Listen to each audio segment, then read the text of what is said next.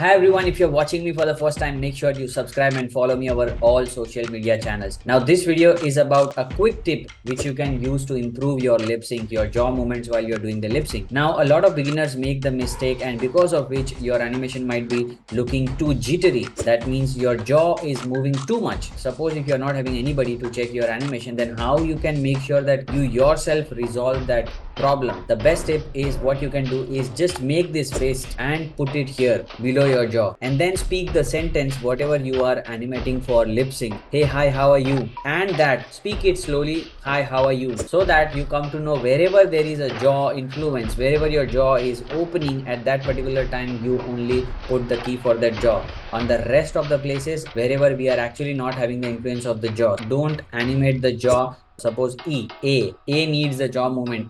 O doesn't need any jaw movement. And in that case, this will help you a lot in refining your lip sync animation. If you like this tip, follow these tips and share it with your friends and follow me for more such videos.